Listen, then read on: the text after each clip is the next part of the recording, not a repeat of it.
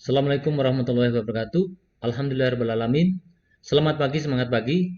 Kali ini Bang RS akan melanjutkan materi probabilitas atau peluang. Jadi beberapa aturan peluang yang perlu Anda ketahui yaitu peluang sendiri itu apa? Suatu nilai real fungsi himpunan P yang diberikan pada tiap kejadian A dalam ruang sampel S yang dinotasikan sebagai PA dinamakan probabilitas atau peluang dari kejadian A. Sedemikian hingga memiliki sifat-sifat berikut. Yang pertama adalah peluang A itu lebih dari atau sama dengan 0. Kemudian total peluang atau PS itu sama dengan 1. Kemudian poin C, jika A1, A2, A3 dan seterusnya adalah kejadian dan AI irisan AJ sama dengan 0 atau tidak ada irisan, di mana I tidak sama dengan J, maka peluang gabungan A1, A2, A3 dan seterusnya sampai AK itu merupakan peluang A1 ditambah peluang A2 ditambah sampai dengan peluang AK. Artinya di sini sebetulnya kalau kita punya roti satu loyang itu kita partisi atau kita bagi menjadi beberapa bagian atau menjadi K bagian. Di sini tidak ada interseksi ya, karena sudah kita partisi gitu ya.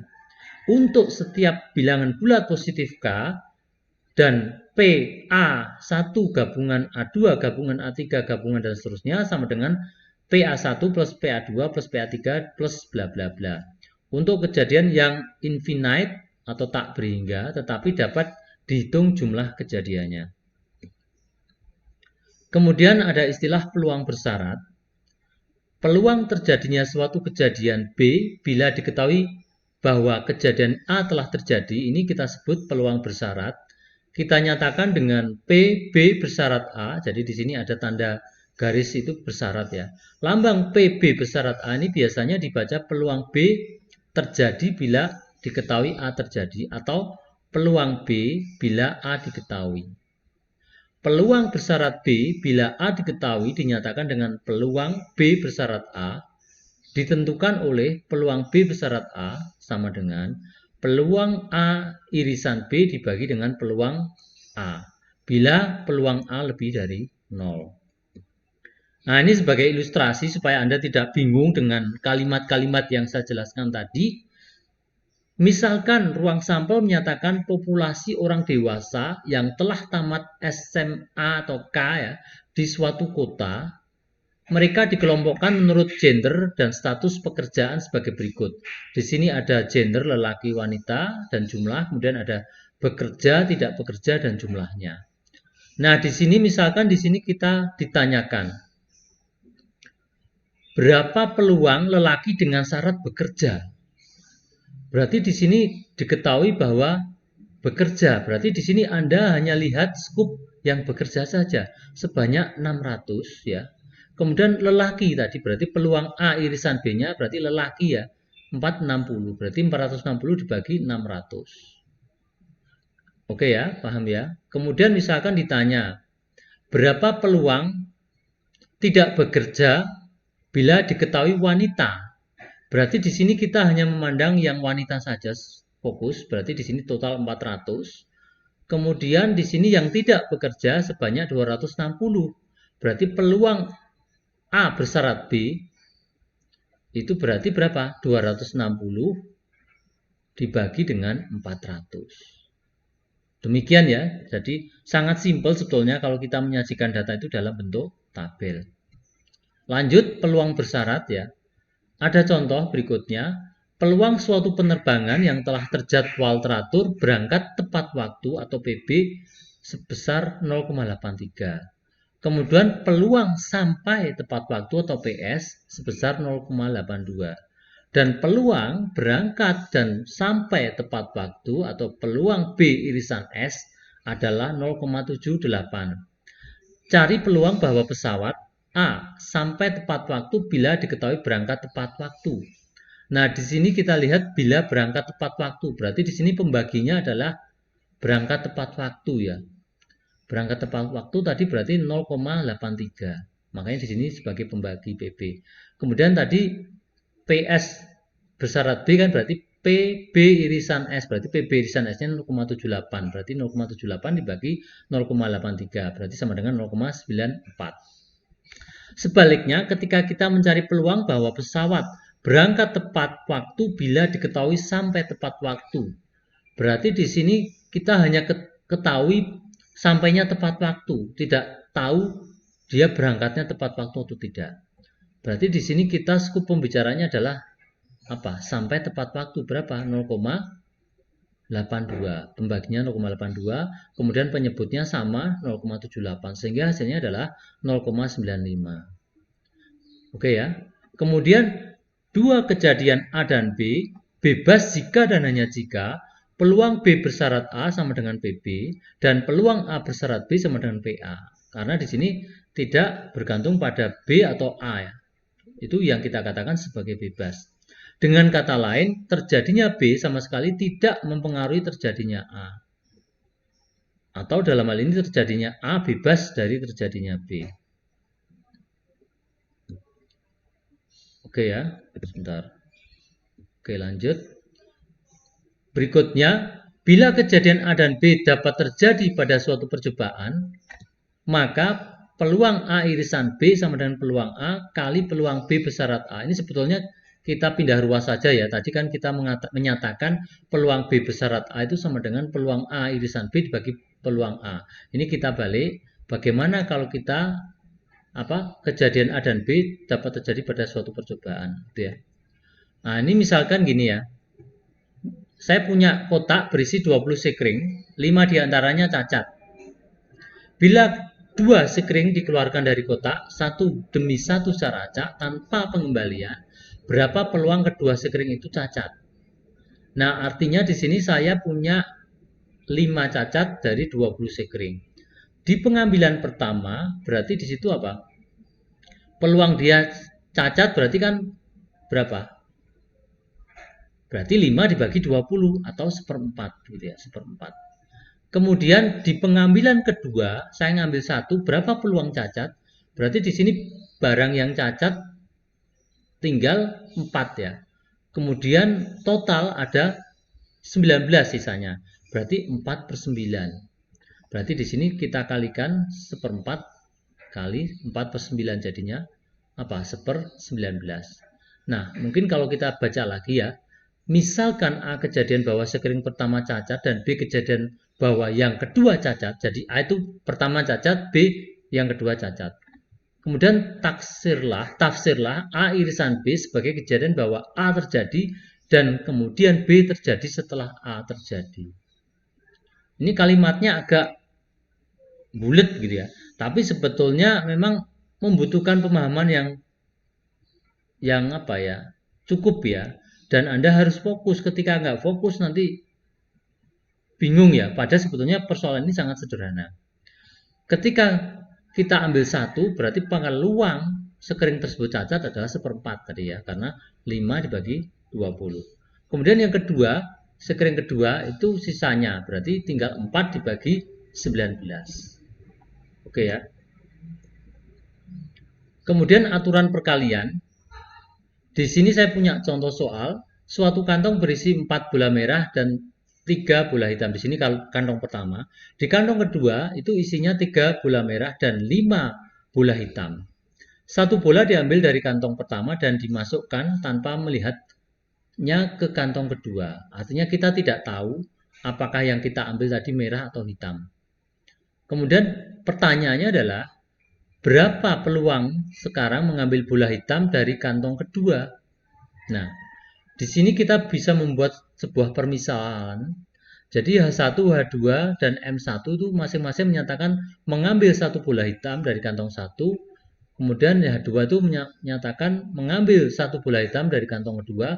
Dan satu bola merah dari kantong 1, ini M1 ya. Kita ingin mengetahui gabungan dari kejadian terpisah H1 irisan H2 dan M1 irisan H2. Berbagai kemungkinan yang bisa Anda gambarkan sebagai berikut ya. Di sini kantong pertama bersih 4 merah, 3 hitam. Kemudian Anda ambil 1. Di situ kemungkinannya adalah apa? Terambil bola hitam. Berarti kemungkinannya 3/7. Oke ya. Kemudian kemungkinan kedua terambil bola merah, atau di sini kemungkinannya adalah 4/7. Kemudian pada opsi pertama tadi kita ambil di kantong kedua. Kantong kedua tadi kan isinya berapa? Isinya 3 bola merah dan 5 bola hitam. Ketika di sini tadi di kantong pertama terambil bola hitam, maka jumlah hitamnya menjadi bertambah menjadi 6 ya. Nah, dari kantong 2 ini ketika kita ambil ternyata terambil bola hitam, berarti kan jumlahnya 6 dibagi total 9. Kalau terambil merah berarti 3 dibagi 9, begitu ya. Kemudian di opsi kedua, ketika di kantong pertama terambil bola merah, berarti jumlah merahnya nambah 1 ya, berarti 4 merah dan 5 hitam. Nah, di kantong kedua ini ketika kita ambil 1 bola, ternyata terambil bola hitam, berarti peluangnya adalah 5 dibagi 9. Kalau terambil merah, berarti peluangnya 4/9. Nah, persoalan tadi kita apa? Sekarang bagaimana peluangnya mengambil bola hitam dari kantong kedua? Berarti yang penting adalah apa? H1 irisan H2 ya. Dan peluang M1 irisan H2. Berarti di sini kita pandang yang ini ya. Kita pandang yang pertama, kemudian opsi kedua yang pertama juga. Berarti di sini peluangnya cukup Anda jumlahkan. 3/7 kali 6/9 ditambah 4/7 kali 5/9 gitu ya. Nah, ini ya. Hasilnya seperti ini.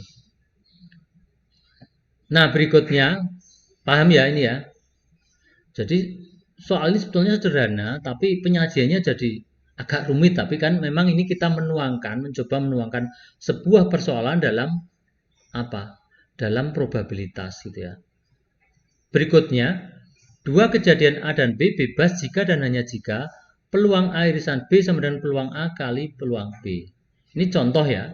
Suatu kota kecil mempunyai 1 mobil pemadam kebakaran dan 1 ambulans untuk keadaan darurat. Peluang mobil pemadam kebakaran siap waktu diperlukan adalah 0,98. Artinya ini misalkan saya punya sampel sebanyak 100 kali kejadian ya. Ternyata mobil kebakaran ini 2 kali tidak siap. Bisa jadi mogok, bannya meletus, atau orangnya pas sakit gitu ya artinya. Kemudian peluang ambulans siap waktu dipanggil dia 0,92. Dalam kejadian ada kecelakaan karena kebakaran gedung. Berarti di sini kan membutuhkan evakuasi orang di dalamnya. Berarti butuh ambulans, juga butuh mobil pemadam kebakaran gitu ya. Hitung peluang keduanya siap, berarti karena di sini kejadian Kejadian ini kan tidak ada hubungannya ya. Berarti di sini cukup kita kalikan 0,98 kali 0,92, berarti 0,9 gitu ya. Oke, paham ya? Lanjut. Nah, berikutnya aturan Bayes. Teorema jumlah peluang dan aturan penghapusan. Misal kejadian B1, B2 sampai BK merupakan sekatan atau partisi dari ruang sampel T dengan P atau peluang BI tidak sama dengan 0 untuk I sama dengan 1, 2, dan seterusnya K, maka untuk setiap kejadian A anggota T, peluang A sama dengan total atau jumlahan dari peluang BI irisan A, atau sama dengan sigma peluang BI kali peluang A peluang A dengan syarat BI. Bukti bentuk diagram Venn dari gambar ini terlihat bahwa kejadian A merupakan gabungan. Jadi kalau kita ilustrasikan seperti ini ya. Saya mempunyai ruang sampel, di sini terpartisi menjadi B1, B2, dan seterusnya. Nah, di sini misalkan saya punya pabrik ya, pabrik suatu produk tertentu sebanyak K. Kemudian masing-masing pabrik ini mempunyai produk cacat. Total A ya. Di sini kita bisa mencari atau menghitung peluang A, yaitu sama dengan peluang B1 irisan A digabung dengan peluang B2 irisan A dan seterusnya. Artinya di sini kita jumlahkan peluang di masing-masing pabrik ini cacat berapa sih? Nah itu kita tinggal jumlahkan ya. Ini sama dengan peluang sigma peluang BI irisan A atau sama dengan sigma peluang BI kali peluang A bersyarat BI. Nah, ini contoh. Nah, misalkan saya punya tiga anggota koperasi yang dicalonkan menjadi ketua. Peluang Pak Aris terpilih 0,3, peluang Pak Bari 0,5, dan peluang Pak Supri terpilih itu 0,2. Ini total 1 ya. Kalau Pak Aris terpilih, maka peluang kenaikan iuran koperasi adalah 0,8. Pak Bari dan Pak Supri masing-masing 0,1, 0,4. Kalau ini tidak harus jumlahnya 1 ya. Kemudian berapa peluang iuran akan naik? Nah, ini pertanyaannya seperti ini. Nah, ini harus kita identifikasi dulu ya. Misalkan A adalah orang yang terpilih menaikkan iuran atau PA tadi ya. Kemudian B1 itu Pak Aris yang terpilih, B2 Pak Bari, B3 adalah Pak Supri yang terpilih. Berdasarkan aturan penghapusan dapat ditulis PA atau peluang yang terpilih akan menaikkan iuran kan gitu ya. Itu berarti peluang Pak Aris dan menaikkan iuran, peluang Pak Bari ditambah ya. Peluang Pak Bari dan menaikkan iuran dan peluang Pak Supri yang jadi dan menaikkan iuran. Akhirnya di sini kita bisa menjumlahkan PB1 kali PA dengan syarat B1 plus PB2 kali PA dengan syarat B2 plus PB3 kali PA dengan syarat B3. Kita kalikan 0,3 kali 0,8 plus 0,5 kali 0,1 plus 0,2 kali 0,4 sehingga ketemu 0,37. Begitu ya. Berarti peluang siapapun akan menaikkan iuran itu 0,37. Berikutnya bagaimana mencari peluang bersyarat peluang B3 dengan syarat A. Dengan kata lain, bila diketahui iuran telah naik, berapa peluang bahwa Pak Supri yang terpilih. Jadi ini kita balik berpikirnya, kita mencari peluang, nah, B3 kata, berapa peluang Pak Supri yang terpilih bila diketahui iuran telah naik. Nah, itu. Pertanyaan tersebut dapat dijawab dengan menggunakan teorema berikut yang kita sebut dengan aturan Bayes. Nah, ini yang kita sebut aturan Bayes. Ke depan kita akan menggunakan teorema ini. Jadi misalkan kejadian B1, B2 ini dan seterusnya merupakan sekatan atau partisi ruang sampel T dengan PBI tidak sama dengan 0 untuk I sama dengan 1, 2 sampai K. Misalkan A suatu kejadian sembarang dalam T dengan PA tidak sama dengan 0, maka peluang BR dengan syarat A itu sama dengan peluang BR irisan A dibagi dengan peluang BI irisan A dari I mulai sama dengan 1 sampai dengan K. Atau sama dengan peluang BR kali peluang A dengan syarat BR dibagi dengan jumlahan dari peluang BI kali peluang A dengan syarat BI. Untuk R sama dengan 1, 2, sampai dengan K. Sehingga dari pertanyaan tersebut dapat dijawab bahwa peluang Pak Supri yang terpilih dengan syarat atau bila diketahui iuran naik, berarti ya ini hasilnya. Peluang Pak Supri kali peluang iuran telah naik bila diketahui Pak Supri yang terpilih dibagi dengan total ya. Sehingga menjadi 0,8 dibagi 0,37 menjadi 0,216. Itu ya aturan Bayes yang mungkin nanti ke depan Anda akan gunakan. Ini beberapa soal yang bisa Anda kerjakan di rumah ya. Ada 6 soal sebenarnya ini. Nah ini. Baik, terima kasih. Mungkin itu sesi yang sudah saya berikan. Terima kasih banyak. Tetap semangat, jaga kesehatan. Assalamualaikum warahmatullahi wabarakatuh.